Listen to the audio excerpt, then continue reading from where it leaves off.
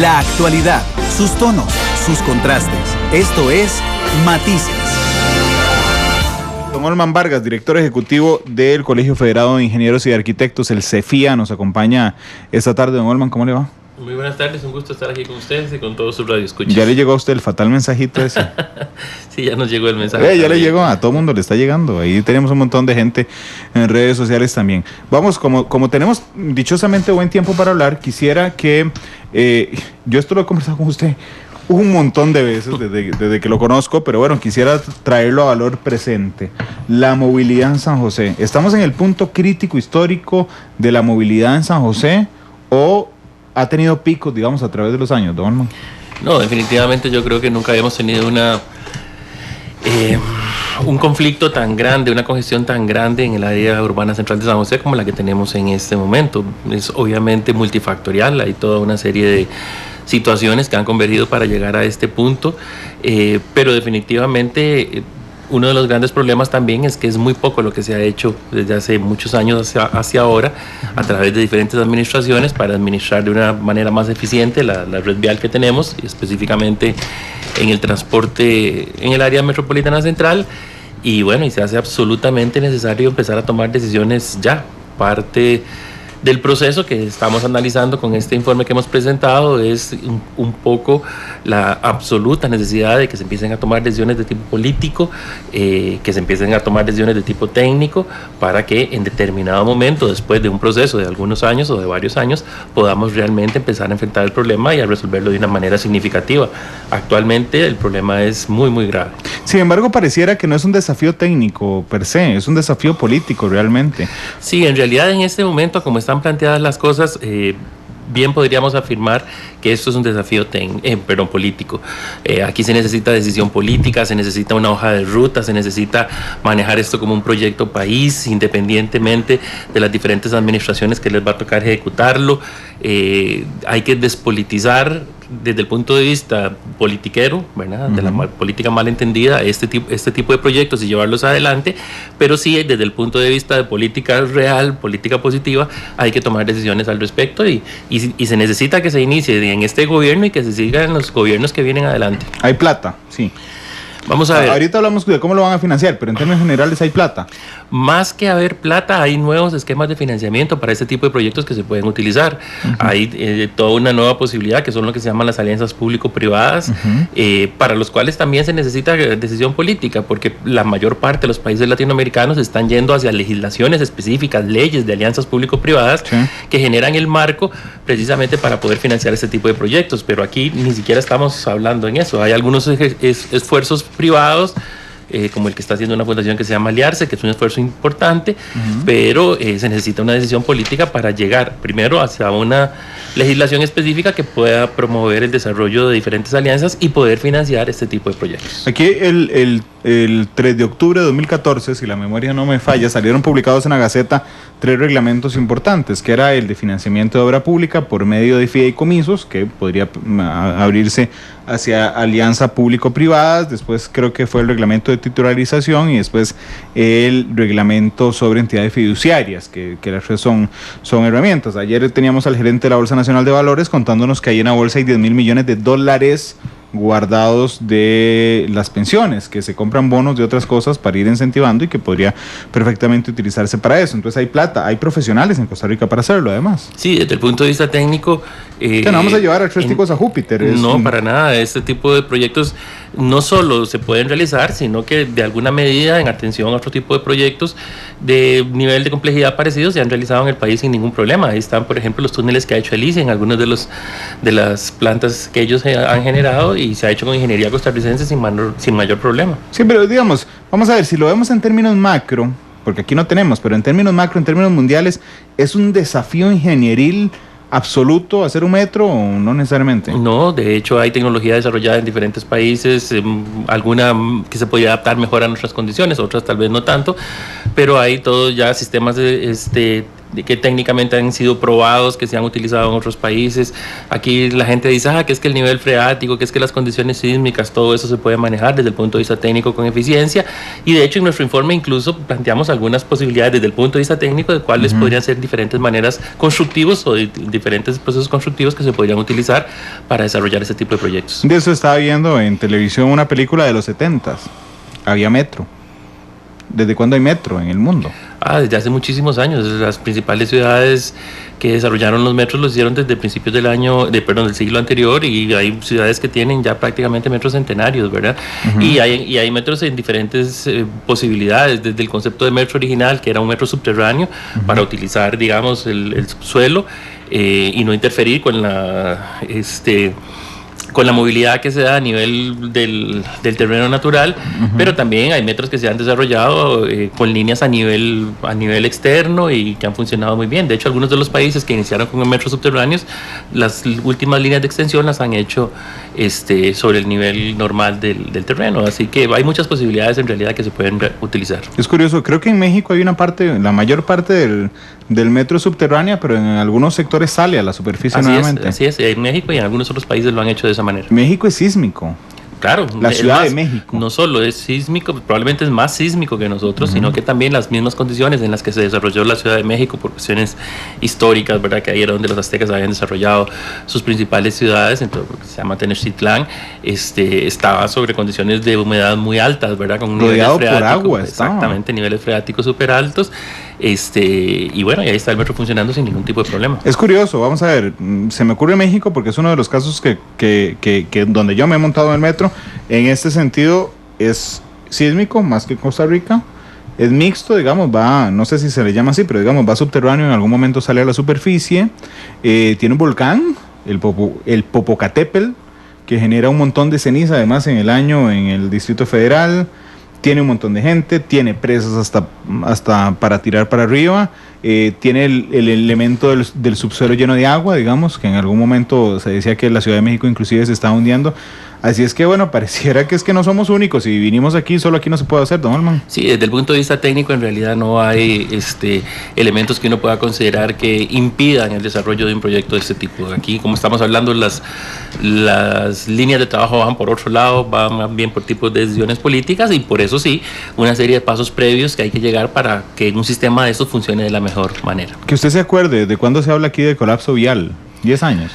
Probablemente en los últimos 10 años se ha acelerado de manera muy fuerte, y ahora tenemos una situación de colapso vial, ¿verdad? Lo vemos en las horas picos de la mañana y de la tarde, o sea, es impresionante lo que estamos viviendo. Lo vemos en el aumento de traslado que todos tenemos en estos momentos desde nuestros hogares hacia nuestros centros de trabajo, o de turismo, o de diversión, o de estudio, y eso desde el punto de vista técnico en materia de tránsito se llama que la ciudad ya tiene una alta sensibilidad, y la sensibilidad se da cuando una cosita muy pequeña, un pequeño accidente, un pequeño choque genera una condición muy fuerte, una congestión muy fuerte, unas consecuencias complicadas en un radio relativamente importante, a pesar de que el conflicto que lo origina pueda ser relativamente pequeño, y de eso todos lo vivimos, ¿verdad? Un pequeño choquecito en circunvalación y ya usted ve las grandes filas hacia atrás, y lo que eso significa a nivel de factura petrolera, ¿verdad? De gasto de combustible, de aumento en tiempo, y entonces, bueno, se da la situación de congestionamiento y de colapso que ya tenemos en este momento. Digamos que llevamos efectivamente 10 años hablando del colapso vial. ¿Usted recuerda, porque tal vez para mí haya pasado desapercibido, ¿usted recuerda alguna obra pública en transporte que uno diga, mira, vino a ralentizar un poco, digamos, el colapso vial?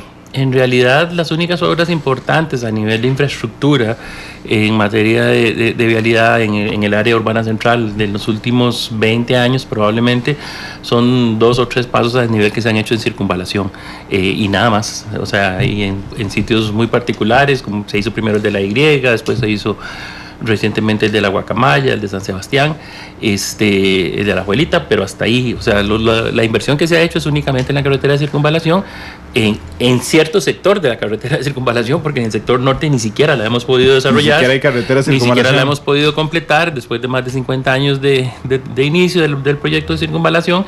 y hasta ahí, ¿verdad? No hay ningún otro tipo de lugar, ni en la salida de Moravia, ni en la llegada de la carretera de Cartago, ni a la salida de la Ruta 27 aquí en el Gimnasio Nacional, en ninguno de esos lugares, que son lugares totalmente aptos y donde se necesitan intersecciones a desnivel, se ha podido realizar ningún tipo de intervención. Incluso hemos llegado a situaciones que dan un poco de lástima. Cuando se da la salida de la Ruta 27 hacia en el Gimnasio Nacional y se da la ampliación más o menos de manera paralela de Sabana Sur, ¿verdad? Que se hizo a 4 carriles, usted recordará ahí frente al tenis, todo ese sector, y cuando eso se termina, la intersección que regula el sector, que es donde está la Universal y donde está McDonald's, pasaron 2 años en que los policías tenían que estar en la mañana con cosas de plástico y nadie sabía para dónde agarrar, hasta después de 2 años pusieron ahora unas plumas y unas cositas, pero en realidad la respuesta del gobierno como un todo, del ministerio, a través de muchos años, ha sido muy, muy pobre en todo lo que es manera de administrar la red vial de nuestra ciudad principal. Es común que lo que nosotros llamamos carreteras principales, pregunto si es común porque a mí me da pena aquí, pero no sé si es que el resto de países tienen las mismas condiciones y yo no me he dado cuenta. Pero, por ejemplo, la Florencio del Castillo es parte de la Ruta Nacional número 2, es decir, de la Interamericana Sur. La Florencio del Castillo arranca cuando uno baja a Ochomogo, ¿verdad? Y termina en un lote, o sea, usted pega con pared, literalmente. La carretera Caldera, de allá para acá, o sea, usted arranca en Caldera y termina ahí en el edificio de la DIS, bueno, no sé si se puede decir que es el edificio de la DIS, ya lo dije, en el edificio de la Dirección de Inteligencia y Seguridad Nacional, que está justamente frente a la Sabana, usted pega con ese edificio, ¿eso es común? No, definitivamente son lugares donde deberían existir intersecciones a desnivel que distribuyan un tránsito que es fuerte, que viene concentrado a través de una pista, de una autopista, y se distribuye hacia diferentes lugares. En el caso de la Florencio del Castillo, ahí está diseñado ya hace muchísimo tiempo una conexión entre la Radial Zapote y la Florencio del Castillo. Incluso tiene una cantidad de terrenos importantes que ya están adquiridos por el Estado, hacen falta adquirir algunos. Y ese, por ejemplo, es un punto de los que siempre se ha pensado que un paso subterráneo sería idóneo también para poder conectar Radial Zapote con la Florencia del Castillo y generar como un distribuidor en diferentes lugares sobre el sector este de la ciudad de San José. Pero bueno, ya todos hemos visto en el Martillo que termina y en el Suplicio que termina, ¿verdad? Hay que ver lo que es hacer un giro izquierdo hacia el sector, digamos, de la colina, viniendo desde la Florencio del Castillo, o ni se diga acceder a la carretera si usted viene desde el norte, desde Curridabat, para acceder a la carretera en ese punto. Sí, es impresionante. Y ni siquiera hemos podido hacer cositas pequeñas. Uno piensa que, por ejemplo, ese terreno frontal con que usted dice que pega la carretera, ese es un terreno que sí es del gobierno central. Ahí se pudo haber hecho incluso por lo menos una rotonda, una intersección básica, mientras ya se hace un proyecto de más alta complejidad, pero ni siquiera esas cositas pequeñas hemos podido realizar. Sí, es curioso, me queda mejor a mí las carreteras en SimCity que las que ha hecho el MOP durante los últimos 20 años. Le pregunté sobre obras de infraestructura que usted recordara en los últimos 20 años, pero decisiones transporte, por ejemplo, que vinieran, que no tiene que ver con infraestructura, tiene que ver con decisiones políticas, que vengan de alguna manera a ralentizar el colapso vial, ¿recuerda alguna, don Olman? En realidad, pues uno pensaría que la única que se ha tomado es la modificación del sistema de semáforos de San José, pero desgraciadamente tampoco ha funcionado como la eficiencia con que pensamos en algún momento que se iba a dar, y eso muy probablemente porque el sistema de semáforos solo no logra un cambio significativo si no venían asociadas algunos cambios a nivel de infraestructura que pudieran favorecer ese proceso de automatización de los semáforos en San José. Por eso es que, bueno, precisamente en este informe, cuando hablamos de la posibilidad de que podamos resolver el problema ya de una manera más significativa y llegar a un sistema masivo, como puede ser un metro, establecemos una serie de pasos previos, y el primero es el de la sectorización. Hay que reordenar el sistema de transporte público en San José, los autobuses con los que nos movilizamos los costarricenses hoy en día. Imagínense que el decreto de sectorización tiene 17 años desde que fue establecido, y los logros que ha obtenido ese decreto a nivel de sectorización es cero. Han habido algunas mejoras a nivel de mejora en las flotas de autobuses de las empresas y algún tipo de agrupación de empresas en ciertos sectores que podría facilitar el proceso, pero hasta ahí no hemos pasado de eso, y los diferentes gobiernos no han tenido ni siquiera la posibilidad real de establecer un sector. De los 9 que están planteados no se ha podido establecer ni un solo sector, y uno pensaría que incluso hay sectores que son muy fáciles de implementar, hay otros que son más complicados, pero si usted puede implementar los primeros, los que pueden tener un funcionamiento muy rápidamente eficiente, así la gente ve lo que es un proceso de sectorización, usted va obteniendo un logro específico y podríamos empezar realmente un reordenamiento del tránsito de San José, primero con una utilización de menor cantidad de autobuses, ¿verdad? Hay corredores que están completamente saturados, solo San Pedro, para decirle, puede manejar 150 buses en la hora pico, ¿verdad? Que es una locura. Y todos pasan por exactamente el mismo lugar. El 80% de las rutas tienen el mismo recorrido, ¿verdad? Solo se difieren en 20%, que es de los puntos de llegada. Y necesitamos ir hacia un sector que estructuralmente, conceptualmente sea más ordenado, distribuya mejor los flujos, y a partir de ahora entonces sí podemos empezar a establecer una serie de medidas, como sería un tren rápido, como puede ser un teleférico, como puede ser el desarrollo de lo que se llaman los nodos de integración, para en un plazo determinado generar las condiciones para entrar entonces sí en un proceso como el metro. Bueno, si hacemos un tren rápido que no pase por la California, por favor, don Olman, porque ahí uno no sabe quién tiene, bueno, el tren siempre tiene prioridad de paso, pero digamos, es muy complicado estar en esa línea del tren haciendo un semáforo y oír la pitoreta del tren de fondo. Ayúdeme a calcular algo. Si yo tuviera que decir que Costa Rica tiene un rezago de tantos años en infraestructura vial, o en tema vial, no necesariamente infraestructura, ¿cuánto le atina a usted siendo director ejecutivo? Fácilmente 20 años. 20 años. Fácilmente 20 años. Y si nos yo creo que usted es muy positivo. Si nos pusiéramos a afinar el lápiz, yo creo que llegamos a los 30 sin mayor problema. Sí, estaríamos en el 90. En realidad, podríamos pensar que todavía hasta los años 70, en los años 60, Costa Rica más bien era líder a nivel latinoamericano en todo lo que era desarrollo de infraestructura vial y la cobertura que teníamos a nivel país, todas las carreteras que se desarrollaron en esa época. Todo eso, digamos, que se mantuvo a nivel de los años 70 y el gran problema empieza en los años 80, que es lo que, digamos, nosotros los técnicos llamamos la década perdida, porque fue una década donde la red se empezó a deteriorar de una manera importante y no hubo acciones importantes tampoco para seguirla desarrollando ni para darle mantenimiento adecuado.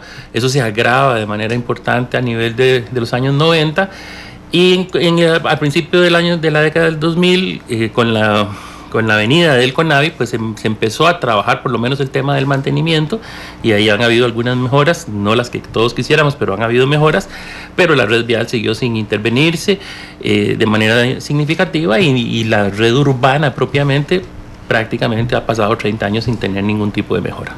Ok, este era el preámbulo para empezar a hablar justamente sobre el proyecto, pero para empezar a hablar sobre el proyecto, yo quiero hablar sobre las cosas necesarias que tienen que existir, que usted lo ha adelantado hace un instante, para ejecutar un sistema de transporte masivo como podría ser un metro.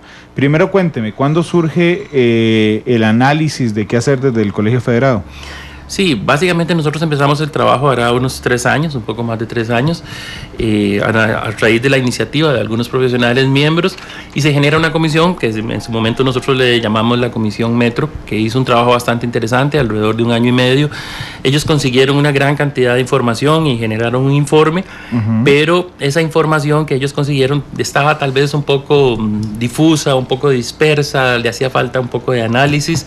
Entonces la Junta Directiva General en su momento, hace aproximadamente 1 año y medio, coge ese primer informe, coge esta información y se lo envía a otra comisión de trabajo que tiene el colegio, que es una comisión, digamos, que trabaja más a nivel de planificación estratégica, que se llama la Comisión 2025, y en esa comisión sí ya se le da un tratamiento, digamos, muchísimo más profundo al tema. Se trabaja además con el apoyo de un consultor y durante ese 1 año y medio se hace un trabajo ya más técnicamente, digamos, elaborado, con una mayor profundidad en cuanto al manejo de la información. Ya se hacen estimaciones de costos, se hacen estimaciones de demanda, se utiliza información que ya estaba, estudios en este país es lo que sobra, sí, ¿verdad? Entonces había mucha información disponible, pero esa información ya se converge hacia un objetivo definido y de ahí sale pues el informe que estamos presentando, que determina que, digamos, en este momento, si usted me dijera, bueno, hacemos un metro mañana, no, pues el país todavía, la ciudad no tiene las condiciones para desarrollar un metro. Hay que desarrollar una serie de pasos previos, como los que hemos empezado a hablar, como la sectorización, como el tren rápido, como los nodos de integración, que ahora podríamos explicar un poquito más en detalle, y a partir de ahí, entonces sí, en un proceso que nosotros pensamos que si se tuviera la decisión política para llevarlo adelante a través de los diferentes gobiernos que vienen, pues podríamos en términos de unos 8 o 9 años ya empezar a trabajar mediante un proceso de una alianza público-privada en el desarrollo de un metro, e incluso el informe propone 3 líneas de metro específicas para trabajar. Ok, yo sé que a este gobierno le queda un año, sé que el metro no se construye mañana, pero hay una característica. Hace un año más o menos yo tuve sentada ahí donde está usted a la viceministra de Transporte, doña Elisa Castillo. Y doña Elisa, no importa si yo la escuché hace un año en estos micrófonos, si la leí esta mañana en el diario La Nación, siempre mantiene ese positivismo. Yo le dije el día que vino que era una soñadora, porque ese día ella me decía, vamos a lograrlo, vamos a lograrlo, vamos a lograrlo. Tal vez mi única crítica es que eran temas muy abstractos, digamos, y poco concretos, porque era, vamos a lograrlo prontamente. ¿Cuándo? No tenemos fecha. Bueno, entonces ahí se cae el sueño. Pero hoy en La Nación dice, yo daré mi mayor esfuerzo. Efectivamente, aquí le pregunto muy seriamente, don Alman, si ustedes han recibido efectivamente el mayor esfuerzo de parte del MOP y particularmente de la viceministra Castillo para desarrollar estas ideas. Vamos a ver, hablemos primero tal vez del problema estructural, porque no me parece justo no decirlo. Entremos al problema estructural y no se me va a olvidar la pregunta, doña Alicia. No, yo se la voy a contestar con mucho gusto, pero sí quisiera como contextualizar un poco la respuesta que vamos a dar. Si usted me preguntara a mí, en atención, digamos, a la experiencia que yo tengo ya de algunos años en el Colegio de Ingenieros y Arquitectos, ¿cuál es uno de los principales problemas, de los más importantes a nivel del gobierno central? Yo casi que no dudo en contestarle que es la falta de coordinación, ¿verdad? En el gobierno central, desgraciadamente, los diferentes ministerios y las diferentes instituciones autónomas funcionan como islas, no hay un trabajo conjunto, no hay un trabajo gerencial donde usted sienta que es un equipo de trabajo en atención a las mejores necesidades e intereses que tiene el país, sino que son un montón de esfuerzos dispersos que hacen diferentes personas, unos de manera más eficiente, otros de manera más ineficiente, y que implica una gran cantidad de obstáculos a la hora de desarrollar proyectos, ¿verdad?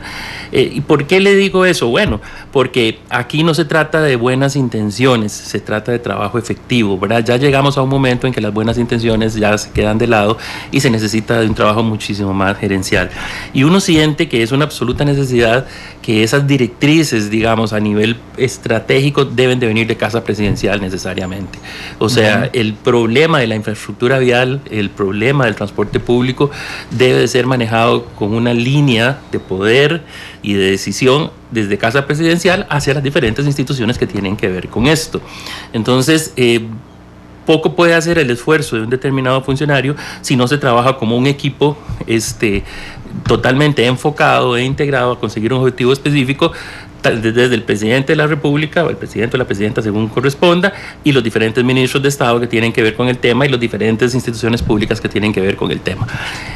¿Por qué le digo esto? Bueno, porque entonces sí se necesita, como usted bien decía hace un rato, de una decisión política específica, ¿verdad? Vamos a decir, el tema de la infraestructura es un tema fundamental en este momento. Nosotros esperamos, por ejemplo, y lo digo como Colegio Federado, que por primera vez en la campaña política el tema de infraestructura sea uno de los temas claves, fundamentales de la campaña política, porque ya es una exigencia del ciudadano en atención a ese colapso vial que hablábamos antes, y ahora los ciudadanos quieren saber cuál es la propuesta que va a tener el próximo gobierno, y los diferentes candidatos tendrán que tener proyectos. Algunos serán mejores, algunos serán peores, unos estarán en la línea correcta, otros tal vez no, pero todos tendrán que tener con respecto a esto una determinada posición, que no había sido así hasta las últimas elecciones. Todavía en las últimas elecciones ya se empezó a tocar el tema de infraestructura, pero bueno, fácilmente se dijeron cosas que después simplemente pues no se cumplieron y el asunto no pasó a más, pero el asunto sí se agravó en la percepción de todos los costarricenses todos los días. ¿Por qué le digo esto? Bueno, porque ya ahora cuando llegamos propiamente a la acción de un gobierno específico, en el caso de la arquitecta Castillo, sabemos que ella tiene una gran intención de ver de qué manera puede adelantar esto. Ha estado haciendo trabajos participativos con diferentes grupos. Sabemos que ella trabaja mucho el tema de la movilidad no motorizada y que está en el tema de la sectorización, pero no debe ser un trabajo, para poderse realizar, no debe ser un trabajo solo de ella, sino debe venir de una decisión política de casa presidencial que diga, ok, vamos con la sectorización, en este año nos casamos con esto, vamos a trabajar 2 o 3 sectores, ojalá los 9, pero por lo menos 1, 2 o 3, porque vamos a iniciar con este proyecto y le vamos a dejar al gobierno siguiente la plataforma para que mediante el proceso de cuando se venzan las concesiones del transporte público en el área central, se pueda dar toda la sectorización como corresponde. Pero déjeme entonces replantearle la pregunta. Yo no tengo duda de las buenas intenciones de la viceministra Castillo. Creo que usted tampoco, por lo que me acaba de decir, pero es poco efectiva la viceministra, don Olman. Bueno, no es una responsabilidad solo de ella. Yo diría que es poco efectivo el gobierno central. De hecho, voy a ir para arriba preguntándole, pero es que los que tienen la responsabilidad en este instante son ellos. Digo, puede ser por incapacidad no de ella, sino del sistema. Es poco efectiva lo que ella ha planteado. Yo sí le puedo decir que nosotros como Colegio Federado consideramos que el gobierno central ha sido poco efectivo en esta materia. Y bueno, lo acabamos de decir, hace 17 años se sacó el proceso de sectorización y todavía no se ha logrado ni un solo sector. Y no hay condiciones, como usted me preguntaba al principio, desde el punto de vista técnico, que impidan el desarrollo de un proceso de sectorización adecuado. Entonces, ¿cuál es el problema? Bueno, hay necesidad estricta de una voluntad política para entrarle de lleno a este problema. Lo del gobierno central lo entiendo, pero yo quiero ponerle nombres al asunto, porque es que si no, se nos puede colar como se ha colado durante los últimos 17 años. Donde entonces, ¿es responsabilidad política? Sí, ¿de quién? Porque aquí es la cosa, y voy a ir para arriba. Usted me decía, la viceministra Castillo tiene buenas intenciones. Yo creo que sí, yo creo que compartimos ese punto de vista. Ella es muy bien intencionada y tiene un montón de cosas en su cabeza para hacer. Pero yo le pregunto a usted, ¿es efectiva hasta este instante lo que ha planteado la viceministra? Bueno, si vamos específicamente a las realidades, pues en este momento no hay nada efectivo, digamos, en el manejo del transporte público de San José y de la infraestructura vial de nuestras principales ciudades. Eso está totalmente claro. Déjeme brincar al ministro, porque entonces en cola, don Carlos Villalta tampoco ha sido efectivo, porque es parte del gobierno central, ¿verdad? Lo que quiero preguntarle es si el ministro tiene buenas intenciones o no, porque la viceministra sí está llena de ideas y de ideas y de ideas, son poco efectivas a mi criterio, podríamos compartirlo o no, pero es una preocupación fundamental para el ingeniero Carlos Villalta. Vamos a ver, yo le diría esto, la posibilidad real que tenemos como sociedad de poder hacer una serie de cosas en este momento debe estar muy ligada a que el esfuerzo fundamental se oriente desde el principio de un gobierno, ¿Por qué? Porque en ese momento el gobierno va a tener 4 años adelante para desarrollar, va a tener una política establecida y cuando se dan cambios, desgraciadamente, en materia de transportes, creo que debemos de tener fácilmente 30 años de que en todos los gobiernos han habido al menos 2, ¿verdad? 2 ministros mínimo y probablemente 3 en la mayor parte de los gobiernos y bueno, así es difícil mantener ciertas continuidades. Pero a lo que voy es a lo siguiente, ya cuando se empiezan a dar esos cambios de ministros a la mitad de las administraciones, para el ministro que llega es difícil reorientar un proceso, digamos, desde un punto de vista más conceptual. Creemos, en este caso particular del ingeniero Villalta, y de que usted me lo pregunta, él fue parte en el colegio casualmente de cuando inició este proceso del proyecto del metro hace varios años, y lo conoce, y bueno, nosotros pensamos que precisamente eso es una de las fortalezas que tenemos en este momento, y por eso incluso trabajamos fuerte para poder entregarle a él el proyecto, de que en este año que le queda, pues él podría orientar y direccionar algunas cosas, ¿verdad? Y en atención a la hoja de ruta que el informe que el colegio está planteando le presenta. Así que bueno, esperamos que de verdad lo haga. Esto no pasó con Segnini, ¿verdad? En el caso de don Carlos Segnini, bueno, nos parece que eso fue una decisión política en su momento, de una persona muy bien intencionada, particularmente creo que tuvimos unas buenas relaciones con él, pero era una persona que no estaba en el sector, que no conocía en el sector, y cuando a nivel político eso pasa, y pasa en el Ministerio de Obras Públicas y Transportes, y pasa en cualquier otro ministerio, cuando usted trae una persona que es totalmente alejada del sector, lo que nosotros llamamos el proceso de aprendizaje se hace muy largo, y probablemente él pasó por un proceso de aprendizaje muy alto, que tuvo un costo alto para su persona, porque finalmente tuvo que dejar el cargo, y para el país también, porque se atrasaron muchísimos proyectos, no pasó mucho a lo largo de 2 años, y desde ese punto de vista, de cuando ya un ministro entonces empieza a tener un contacto real y un manejo del problema, por diferentes razones tiene que dejar el cargo y entonces empezamos de nuevo, ¿verdad? ¿Se ha entrado a la sala de sesiones del CONAVI? Sí, señor. ¿Ha visto la cantidad de fotos que hay del presidente de la Junta Directiva del CONAVI que lo ocupan los ministros? Hay más fotos que puentes en San José, en el edificio del CONAVI. Es impresionante. Si usted promedia, no sé, hay un ministro cada 8 meses. Desgraciadamente, uno de los mayores problemas que hemos tenido a nivel del sector de infraestructura es que no ha habido una continuidad importante, como sí la han habido en otros ministerios, ¿verdad? Que los ministros duran 4 años y tienen la posibilidad de realizar una labor importante. Pues aquí ha habido una movilidad importante en diferentes gobiernos, ¿verdad? No estamos hablando solo de en diferentes gobiernos hacia atrás, muchos gobiernos hacia atrás, y eso pues no ha dado tampoco la posibilidad de mantener proyectos país y lineamientos estratégicos estratégicos que vayan a resolver un problema, y por eso hemos llegado a la situación de colapso que tenemos en este momento. Dice Francisco López que ya yo deje de buscar culpables. Sí, pero necesito un momento ubicar, no estoy buscando culpable, lo que quiero definir es la responsabilidad política.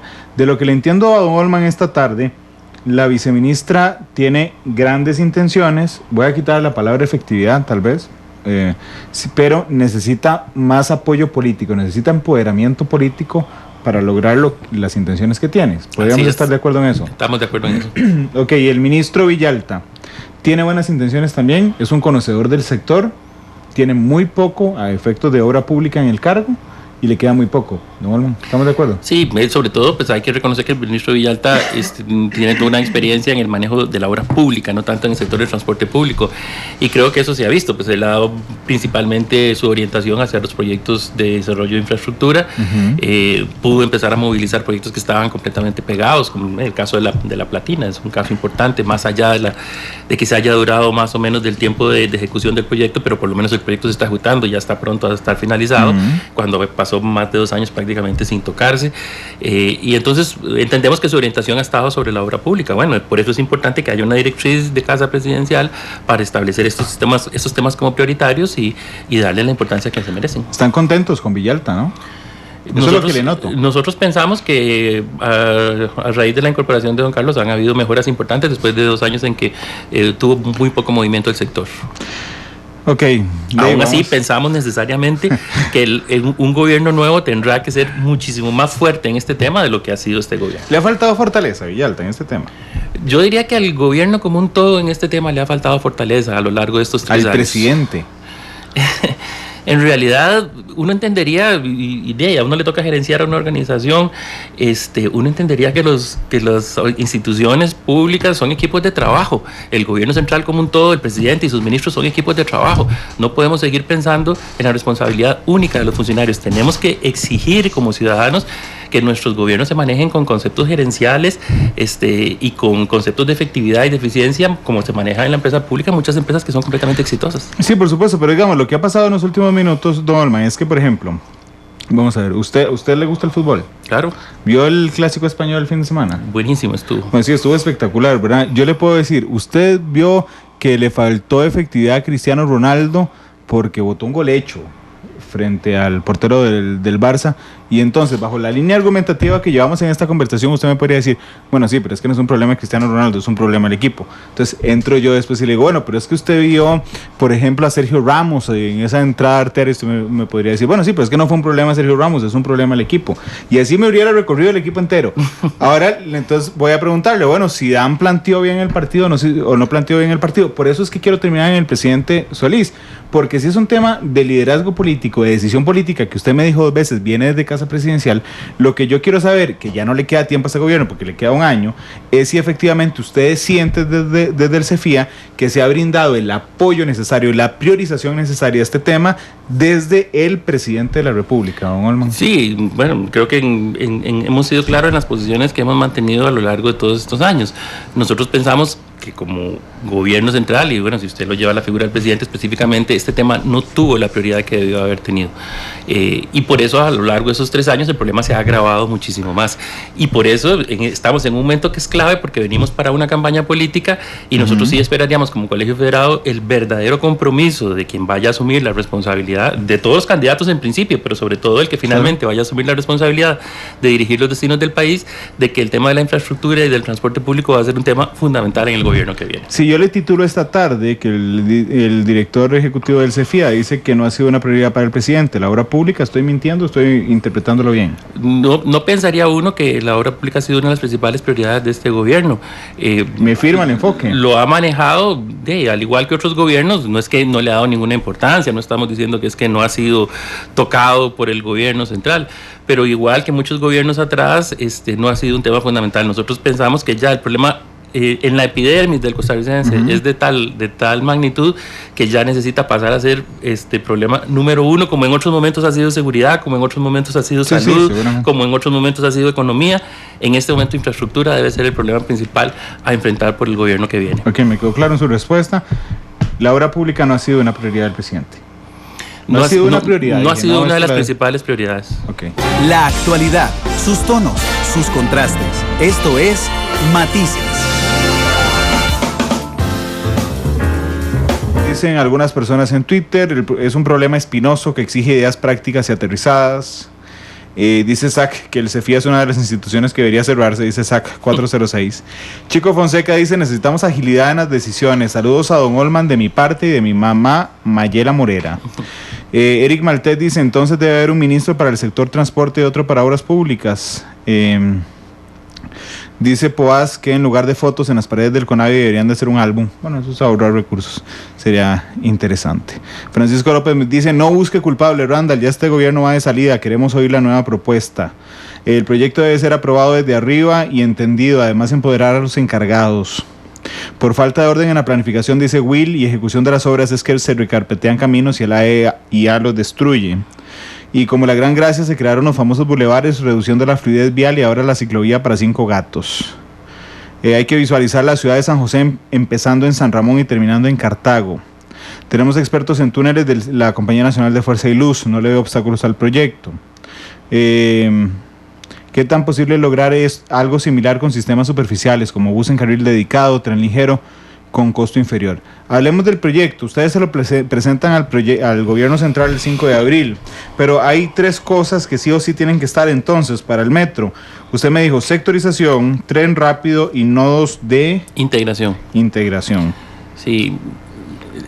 Bueno, sectorización es lo que estamos hablando. Hay una propuesta de hace muchos años que el Ministerio ha desarrollado a través de una consultoría donde están planteados 9 sectores específicos en el área central de San José, que lo que hacen es tener un eje central que es el que viene a San José y rutas alimentadoras que van hacia ese eje, disminuyendo la cantidad de buses en el área central y también disminuyendo los tiempos de operación y generando, digamos, un reordenamiento más lógico, más conceptual del manejo del transporte urbano. El desarrollo del tren rápido en el eje, en el corredor que ya se tiene entre Cartago, San José, Heredia, Alajuela es de fundamental importancia. Si las condiciones del tren que tenemos ahora y que todos sabemos que son bastante deplorables y aún así el tren es absolutamente competitivo en tiempo con la realidad de las calles y por eso el tren tiene los altos volúmenes que maneja dentro de la capacidad instalada que tiene, que es muy poca, pero hay una disminución muy importante en los tiempos de operación de la gente, pues eso nos dice que si ese corredor lo utilizáramos de una manera eficiente, con un tren rápido en 2 direcciones, que pudiera tener una frecuencia importante, eso podría ayudar también a un reordenamiento de todo lo que son los volúmenes de tránsito. Los dos de integración son esos puntos específicos y San José por lo menos necesitaría 4 principales básicos, uno en los 4 puntos cardinales, este, oeste, norte y sur, donde se dan la integración de los diferentes modos de transporte. Doy el ejemplo que siempre me gusta porque es muy fácil de entender, que es la estación El Pacífico. Ahí podrían llegar todos los buses que vienen del sur, ahí está el tren, ahí usted puede tener los taxis, ahí puede tener usted, entonces la integración de diferentes modos de transporte y la gente podría distribuirse de una mejor manera. Igualmente por el sector de la Sabana, igualmente por el sector de Turnón, igualmente por el sector de Curridabat. Entonces, cuando ya usted tiene ese esquema desarrollado, perfectamente, ahora sí usted puede pensar en un metro, porque entonces el metro ya viene a ser una solución significativa. El metro va a generar que haya un cambio importante de mucha gente de utilizar su vehículo particular a utilizar el sistema del metro, y complementado con el tren rápido, con el autobús que tiene una ruta mucho más sencilla, o incluso con sistemas de interconexión más pequeños, como los que pueden usar el taxi o el Uber, perfectamente hacen que se redistribuyan los flujos y que la ciudad funcione de una manera mucho más ordenada. Pero no se puede poner el metro ya. Para llegar al metro hay que pasar precisamente por todas esas etapas. Hay algunas otras cosas que se pueden hacer. Alguien hablaba ahí de carriles dedicados. En otras ciudades ha funcionado muy bien el telesférico. Recientemente estuve en México y estuve viendo cómo funcionaba el telesférico y funciona súper bien.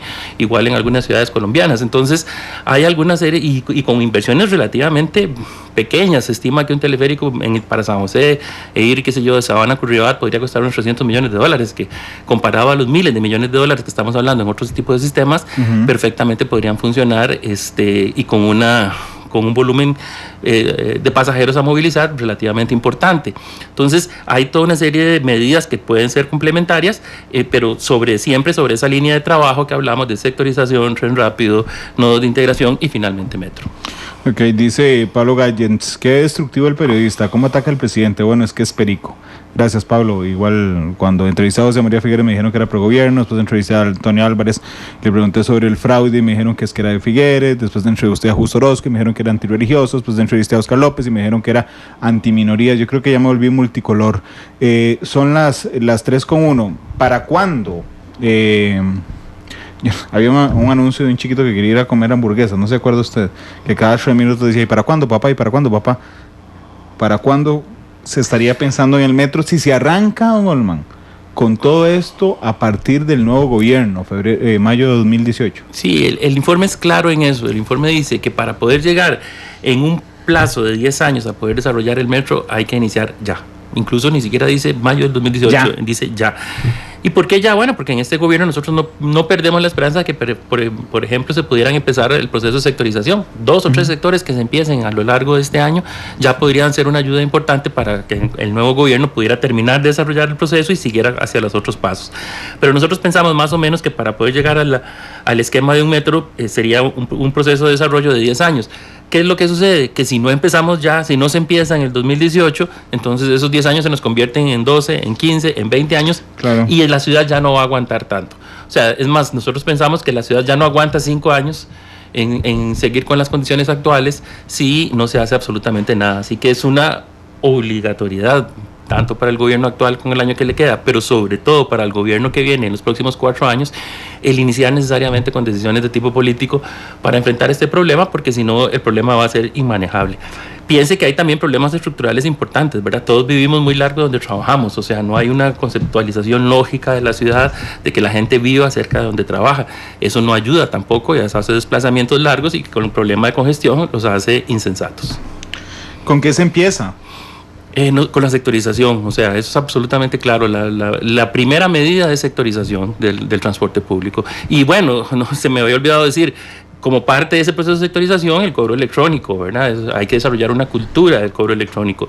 Nosotros no entendemos cómo no se ha podido desarrollar el cobro electrónico en el país, que tan eficiente funciona en otros lados, que además de que tener una trazabilidad muy importante, el cobro electrónico al empresario le genera un gana importante. Si usted va y paga su Quick Pass y deposita una determinada cantidad en su Quick Pass para cada vez que usted va a utilizar el peaje, el administrador de ese dinero captó el dinero antes de que usted lo utilice, ¿verdad? Sí. Usted lo va a ir utilizando en el tiempo, entonces usted le puede dar un rendimiento financiero muy importante. Imagínese lo que podría hacer para los autobuseros, captar el dinero de un día, de una semana, de un mes, como existe en otros países, por adelantado. Obviamente usted tiene una posibilidad de rendir el dinero desde el punto de vista financiero de mucho más importante, pero bueno, aquí ha sido una complicación y algo que parece tan importante y que después facilita toda esta integración que le hemos dicho de diferentes medidas, es también una medida muy importante. No, Olman, pero digo, para que no nos entierren a ninguno de los dos en cajita blanca, aquí yo creo que no es un problema de criterio político, no es un problema de criterio de urgencia, no es un problema técnico, no es un problema de plata, simple y llanamente es que la sectorización toca intereses económicos de los autobuseros. Bueno, necesariamente hablábamos anteriormente de que yo le decía que uno de los problemas graves del gobierno central normalmente es la falta de coordinación. Un proceso de estos necesita de una coordinación específica. Un proceso de estos para llegar a solventar esos diferentes intereses económicos y hacer entender a la gente y poder consensuar y negociar sobre proyectos específicos tiene que ver con un proceso de concertación importante. Volvemos a lo mismo, bajo una decisión política importante de que va y va, pero hay que sentar a las partes y hay que hacer las coordinaciones que correspondan. Eso hay que hacerlo y no hay que tenerle miedo. En este país estamos acostumbrados a eso, no sé por qué no se puede hacer. Claro, pero lo que hay que tener claro es quién manda. Digamos, porque es que ahí llega y se negocia. Aquí tal vez lo que requerimos es que alguien mande en este sector. Pero vea, las elecciones en 2018 son el 4 de febrero, don Olman. Yo le apuesto que usted se sienta en una esquina a ver cuántos buses trabajan para los partidos políticos y tendrá la respuesta de cuáles son las personas que se oponen a los proyectos de sectorización. Y es triste, pero usted lleva mucho tiempo en el sector, desde 2014 siendo director ejecutivo, y yo también llevo ya 15 años desde acá viendo la realidad nacional y eso es así, y es triste. Bueno, en las elecciones pasadas hubo un esfuerzo muy importante del Tribunal Supremo de Elecciones de que por primera vez el transporte público funcionara de manera normal sin que estuviera definido, sin que estuviera contratado por los partidos políticos. Nosotros esperaríamos que para esta elección eso todavía se haga más fuerte, ¿verdad? Que el transporte público funcione de manera normal, y no haya entonces ese compromiso que eventualmente se puede dar entre empresas y partidos. Pero uno piensa que las empresas también necesitan actualizarse, renovarse. Nos parece que hay algunas que lo han hecho, tal vez no todas. Pero entrar en todos estos procesos de modernización a las empresas privadas incluso les abren potenciales de negocio que no han tenido antes, y hasta un manejo mucho más eficiente de sus ingresos, y sobre todo la disminución de sus costos operativos, porque nadie nos puede decir que es operativamente eficiente estar tirando buses a la calle que tengan altos consumos de gasolina, que tengan altos consumos de afectación de aceites y ese otro tipo de cosas, y que eso sea eficiente para alguien necesariamente. Si usted optimiza la operación de su flota de autobuses, también va a estar optimizando sus ingresos y sus ganancias. Bueno, sí, lo que pasa es que vamos a ver, cuando usted suelta buses y no hay nadie que le controle cuánta gente va adentro, bueno, podría resultar rentable. Para eso el cobro electrónico puede ser un método muy ordenado y muy transparente para las partes. Ahora bien, ¿ustedes tienen definido cuánto cuesta el metro o cuánto cuesta todo esto? Ok, sí, el informe se hace un análisis de la inversión en eso. Nosotros trabajamos a partir primero de una tarifa que pensaríamos fuera posible para el ciudadano costarricense pagar, porque usted tiene dos opciones. Una es, saca todo el costo y lo divide entre la demanda y le da una tarifa y que esa sea la tarifa. Pero esa tarifa da muy alta para la posibilidad real del costarricense.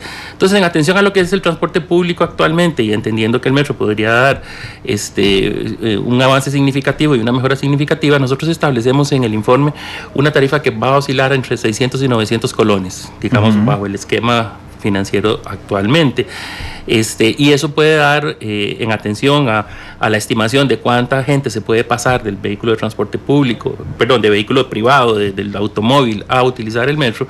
Eso podríamos pasar entonces a manejar ya un ingreso muy importante que venga a financiar una parte muy importante del metro. Necesaria el metro, como le dije antes, tendría que ser una alianza público-privada, podría ser probablemente una concesión, es uno de los esquemas que eventualmente puedan funcionar, donde una empresa extranjera, un consorcio de empresas y banco extranjero vengan, hagan la inversión y tenga el usufructo del metro durante una determinada cantidad de años y cobra la tarifa. Probablemente el Estado tendría finalmente que establecer la posibilidad de subvencionar, dependiendo del manejo de las demandas que finalmente se den, pero en niveles que puedan ser manejables para el Estado. En otros países la subvención es muy alta, es el caso de Panamá, ¿verdad? La tarifa que se cobra en Panamá de metro es bajísima.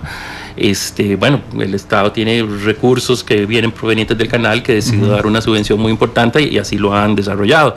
No es el caso de Costa Rica, probablemente aquí tendría que haber un mayor esfuerzo del usuario en el pago directo de la tarifa del metro para poder financiar el proyecto a través del esquema que dijimos anteriormente. Pero por ahí va, nadie está pensando en que el Estado vaya y pida una línea, un kilómetro de metro cuesta dinero. Una línea de metro como las que estamos estableciendo, y establecemos 3, cuestan alrededor de 1.200, 1.400 millones de dólares cada línea. Estaríamos hablando de alrededor de unos 4.500 millones de dólares de las 3 líneas, y eso el Estado no lo va a ir a pedir mediante un crédito. Sí, tiene que ser un proceso de alianza público-privada, que es en realidad la posibilidad que hacia futuro el Estado costarricense tiene para desarrollar infraestructura. 4.000 millones de dólares. Sí, le comentaba al inicio del programa que ahí hay de pensiones 10.000 millones de dólares guardados. Ahí nos queda un sobro. El ICE ha estado generando proyectos que le han costado cada uno 1.500 millones de dólares, ¿verdad? Claro. Y se han hecho varios de esos. O sea, ya son cifras que en el sistema, digamos, de infraestructura, de desarrollo de infraestructura actual, pues el país ha manejado y está en capacidad de manejar, pues obviamente con el ordenamiento específico. Eso exige también del funcionario público una capacitación y un manejo de todos estos temas, ¿verdad? Hay funcionarios públicos que a veces todavía no manejan adecuadamente temas tan básicos como un fideicomiso, como una concesión, ese tipo de cosas. Eso es un tema que también hay que tomar en consideración. Sí, hablando de subvenciones, pues podría tomarse también parte de lo que todos pagamos del impuesto único a los combustibles, por ejemplo. Hay diferentes maneras de financiar esto y realmente será parte del análisis que hay que realizar adelante. Vamos a ver, le pregunta a David Scott que si hay algún lugar disponible para ver el informe completo que hicieron. Está en la página del colegio. La página del colegio es www.cefia.co.cr. busca una pestaña arriba que dice informes especiales, abre esa pestaña y el primero de los informes especiales que está es el del metro, ahí lo pueden ver con todo detalle. Ok. Vamos a ver, ¿cómo evitar la subutilización del metro? Ok, en realidad si hay una buena distribución del transporte público, que es el que alimenta el metro, tal vez no lo dije con esa claridad, ¿verdad? Parte de la sectorización es precisamente para generar las condiciones de alimentación de un metro hacia futuro. Eso es llevar los buses, disculpe, Norman, es llevar los buses hacia esos nodos. Hacia los nodos donde sale el metro. Exactamente. Son 3, me dijo, ¿verdad? Bueno, hay 4 principales en la ciudad, pueden haber otros más pequeños, ¿verdad? Que son estaciones de intercambio, pero hay 4 que son como las grandes estaciones de intercambio. Ok, ¿cuáles son las 3 líneas de metro? Una es Uruca Desamparados. Ajá. La otra es más o menos Moravia La Juelita. Y la otra es una diametral que viene desde Tibás y cruza hacia el sur. No recuerdo exactamente en este momento el punto de llegada, pero debe andar ahí alrededor. Sí, más o menos, es un asterisco más o menos. Es más o menos así, exactamente. Es un asterisco lo que se genera. Ok. Y cuando ustedes lo están pensando, ¿cómo lo piensan? ¿A nivel superficial, subterráneo, mixto? ¿Cómo lo harían? En principio se está pensando, ya no se entra en ese detalle. Sí se entra en el detalle de la parte subterránea, pero se indica en el informe que eventualmente podrían haber ciertos puntos que puedan salir a la superficie. ¿Es más caro hacerlo subterráneo? En el centro de San José se está pensando a nivel subterráneo precisamente para que no interfiera con todo lo que es la posibilidad de las calles que seguirían funcionando, y poder siempre mantener ahí un nivel de distribución y de manejo de tránsito para la movilidad importante. ¿Cuánta gente podría usar el metro ahora sí? No tengo el dato así de memoria exactamente, pero sí estamos pensando que es más o menos podría haber un traslado de lo que es el transporte privado de vehículos, de personas hacia el metro, si el metro funciona de manera eficiente, que oscila entre un 50 y 60%, que se traslade diariamente. Diariamente, sí. Eso, no sé, 500,000 personas. Eso, vamos a ver, San José tiene alrededor de 1.200.000 viajes vehículo por día, pero hay que entender que el viaje vehículo, o sea, usted como persona puede estar contado varias veces. Si entró en la mañana, cuenta una vez, si salió a mediodía, cuenta otra vez, si volvió a entrar a las 2 de la tarde, cuenta otra vez, si volvió a salir anoche, cuenta otra vez. Entonces, en realidad no son 1.200.000 personas como tales, son viajes realizados por las personas. Lo que sí es cierto es que el metro sí puede significar un ahorro en dinero, en combustible, y un ahorro en tiempo, y la gente paga el tiempo, ¿verdad? Cuando usted va a su trabajo a durar la mitad del tiempo de lo que puede estar durando, si hace en su vehículo particular, usted va a estar dispuesto a pasarse al metro. Sí, estoy de acuerdo en lo que paga el tiempo, pero digamos, lo que estoy pensando es, más o menos, ¿cuánta gente prevén ustedes que pueda trasladar? ¿Cuánto espacio tiene un metro? Si entraron a ese detalle para no viajar como una bestia o como nuestro Nederinkofer. Tampoco hay que ir muy largo, como el tren de Heredia. En el informe sí están los datos de demanda establecidos y están incluso por hora pico. No recuerdo en este momento de memoria el dato, pero lo pueden encontrar en el informe en detalle. Ahí están manejados los datos de demanda. Hay temas secundarios, digamos, que entiendo que tocan en el informe. El uso de suelos es uno, ¿verdad? Sí, hay incluso una propuesta de cuáles son los niveles que debería tener una estación de metro principal, que habla de 3 niveles hacia abajo, aproximadamente alrededor de unos 10-12 metros. Incluso hay un planteamiento de cómo construir esas excavaciones desde el punto de vista ya técnico de ingeniería. Y bueno, y diciéndole que sobre todo eso está en la parte, digamos, más urbana, más central de San José. Ya en las partes un poco más laterales, el sistema bien podría salir a nivel externo. ¿Cuál sería el centro de ese sistema de telarañas de metro, digamos, el centro absoluto, la estación principal de metro? Muy probablemente tendría que haber una estación principal en algún punto sobre la Avenida Segunda. ¿Sobre Avenida Segunda? Sí, necesariamente por ahí podrían estar. No está determinado ese nivel, es apenas un estudio, digamos, tendría que estar ahí. Pero probablemente el Parque Central es un punto idóneo para eso. Ok, en el Parque Central, probablemente por ahí. Sí, usted lo puede accesar desde ahí. Sí, es muy interesante. Don Norman, le pregunta Sonia en Twitter, ¿qué opinión le merecen los ofrecimientos de tren y de metro que hacen los precandidatos hasta el momento? Bueno, creo que con lo que hemos comentado antes está dicho. Uno no podría pensar en un metro inmediatamente. O sea, hay que generar condiciones en la ciudad para poder llegar a un sistema que finalmente sea eficiente. Espérese para digerir esto bien. Cuando usted dice no se puede hablar de un metro inmediatamente es que, por ejemplo, de aquí a 4 años no podemos pensar en un metro, es imposible. Es que no están dadas las condiciones. Entonces, si usted no ha generado las condiciones a través de sectorización, de tren rápido, ese tipo de cosas, ¿qué es lo que va a suceder? Que el metro podría entonces no tener las demandas suficientes. Claro. Y entonces la tarifa o sería altísima o la subvención que tendría que dar el Estado sería altísima. Y en ninguna de esas dos condiciones es factible el desarrollo del proyecto. Pero si aparece un candidato diciendo, en mi primer año de gobierno voy a construir un metro, bueno, tendría que decir cómo va a subvencionar el costo de ese metro, porque va a ser carísimo, porque no se le va a poder cargar la tarifa al usuario, y eso en el informe se habla claramente de ese tema. Ok, no, yo lo que quiero es que todos estemos atentos. Aquí pues nos tocará hacer debates de los precandidatos y luego de los candidatos presidenciales, y entonces muchas gracias por decirme esto, porque entonces estaré atento a que alguno me diga, en mi primer año, en los primeros 2 meses de gobierno Costa Rica va a tener un metro. Bueno, es imposible o va a ser carísimo. Porque además vamos a ver, pararse en un podio y decir que en el próximo año vamos a tener un metro no solo es poco realista, sino que es tremendamente populista. Sí, uno pensaría que igual que en otras actividades, ya que usted habló del fútbol antes, muy probablemente Keylor Navas no hubiera podido pasar al Real Madrid de primera entrada. Primero tuvo que desarrollarse como futbolista aquí en el Saprissa, después fue a España y jugó en 2 equipos y fue pasando por un proceso para llegar entonces sí a ser un jugador del nivel que tiene en este momento en un equipo como el Real Madrid. Bueno, aquí es igual, usted no puede pasar de 0 a 100, hay que pasar primero por el 20, por el 40, por el 60 y para poder llegar al 100, ¿verdad? Y eso en esta materia es exactamente así. Usted debe generar las condiciones para que después el metro pueda funcionar de la manera más adecuada. Si usted no ha generado esas condiciones, si usted pone un metro en el desorden que tenemos del transporte público en este momento en la ciudad de San José, a la gente le va a costar acceder al metro, va a tener que caminar grandes cantidades de distancias debajo de la lluvia para poder acceder al metro. Entonces la gente no lo va a terminar usando, termina usando su vehículo siempre, o coge un taxi, un Uber o lo que sea. Entonces, un metro vacío, un metro tan costoso y vacío, pues no tiene ningún sentido, así no puede funcionar. Y lo mismo con el tren rápido, ¿verdad? El tren rápido debe generar condiciones de interconexión entre Alajuela, Heredia, San José y Cartago, y podría tener algún paso a desnivel importante, tal vez en un punto como el que usted decía, en la California, pero no es cierto que vamos a tener un tren rápido, porque incluso ya no sería rápido, con pasos a desnivel por todos lados. Primero, porque además del alto costo, el tren tendría que bajar, tendría que volver a subir, porque tiene que tener estaciones de interconexión, y entonces se hace totalmente oneroso y tampoco viene a cumplir la expectativa. Entonces, proyectos sí se pueden hacer, soñar en grande sí se puede hacer, pero debe aterrizarse a las condiciones verdaderas y que tenemos en la ciudad. Exacto, justamente eso es de lo que quiero huir, es que quiero decir, bueno, es posible hacer algo en Costa Rica, pero tampoco nos comamos el cuento populista de que el otro año vamos a resolver todo. Hay que empezar de uno a uno. ¿Usted se ha reunido con precandidatos?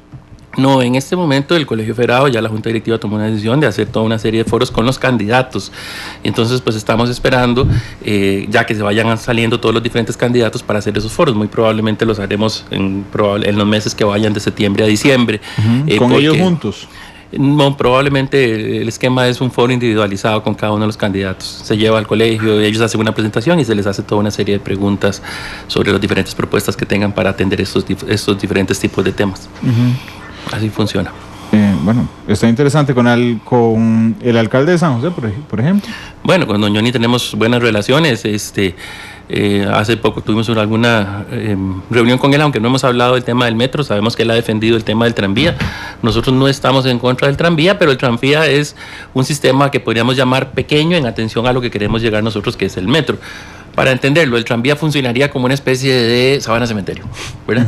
Es un distribuidor muy a lo interno del centro de la ciudad, pero no es el sistema que va a venir a resolver el problema. Sí, no es el que va a unir Cartago con San José, Heredia y Alajuela. En realidad el sistema se compone de, como ya hemos hablado, de diferentes elementos. Bueno, el tranvía podría ayudar en determinado momento, pero como un eslabón pequeño del sistema y no a nivel conceptual como lo que sí podría venir a resolver un metro, siempre y cuando, como hemos dicho reiteradamente, se den las fases anteriores de las que hemos hablado. Cuando usted dice tren rápido, ¿a qué se refiere en específico? Bueno, un tren que tenga en el corredor existente, algunas pequeñas mejoras en el corredor, la posibilidad primero de que vayan las dos direcciones, ¿verdad? Al mismo tiempo, con frecuencias relativamente rápidas y con velocidades de operación que probablemente puedan oscilar entre 40 kilómetros por hora, que eso no tenga que parar en la California. Y que eso es muy eficiente con respecto a lo que es la velocidad de operación real que se da actualmente, digamos, de San José Cartago, de San José Heredia.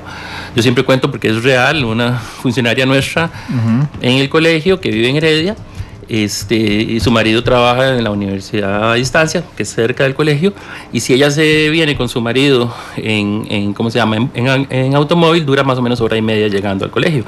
Pero si ella se viene, si su marido la deja en Heredia, en la estación del tren, en el tren actual, en el tren de Incofer, con todos los problemas que tiene, y hace el recorrido en tren, llega en 45 minutos. O sea, el 50% del tiempo se gana. La mitad del tiempo se gana viajando el tren en las condiciones del tren. Imagínense un tren con unas condiciones un poco mejores de operación, pues obviamente funcionaría de una manera muchísimo más eficiente. Claro, el problema de ahora, además de todos los problemas que tiene Incofer, es que, don Alma, usted no la regañe 3 veces por semana cuando se suspende el servicio de tren, ¿verdad? que ese es el detalle. Todas las mañanas hay que estar atento a ver cuál servicio se suspende para ver quién no va a llegar a trabajar. Pero bueno, don Alma, muchas gracias. Pero bueno, ahí está el corredor es del Estado y esa es la parte fundamental para ir hacia un proceso más allá, que sería establecer un tren rápido en condiciones de operación muchísimo mejores que las que tiene actualmente y no tener que estar regañando a la gente, como usted dice. No, y con mucho gusto, un gusto haber estado por acá. Dice, vamos a ver, dice Julio Ramírez, un plan de modernización del transporte público ya se había presentado hace como 5 años en el CEFIA por un ingeniero del MOB. ¿Tiene alguna información de qué pasó con esa propuesta? Lo que le puedo decir es que la comisión que trabajó esta propuesta tomó en consideración todas las diferentes, todos los diferentes estudios, todos los diferentes datos y la información, las bases de datos que se tenían. Así que muy probablemente el plan del que él está hablando fue considerado en el trabajo de la comisión para llegar al informe final que hemos planteado ahora. Son las 3:22, don Alman, muchas gracias de verdad por acompañarnos. Nos vemos un día de estos. Esta es la 3ª o 4ª vez que viene a Matices, don Alman. Hemos estado aquí varias veces y siempre un gusto poder compartir con usted y con sus radioescuchas. Igualmente el mío, sobre todo cuando escoge canciones tan buenas, don Alman, como la que escogió hoy para irnos. Para irnos con un poquito de fe, así, un poco de fe romántica, para que las cosas puedan salir bien. Sí, es curioso. Esta canción se llama Faithfully, pero al español el título se tradujo como Fidelidad. Pero no importa, digamos, faithfully significa lleno de fe, así como absolutamente rebosante de fe. En la voz de Steve Perry. Para cerrar con una vibra positiva. No, genial. De todo lo de la entrevista de hoy lo felicito principalmente por la canción. Que le gustó. No, la canción me fascinó. Steve Perry, Journey, en Monumental, Faithfully.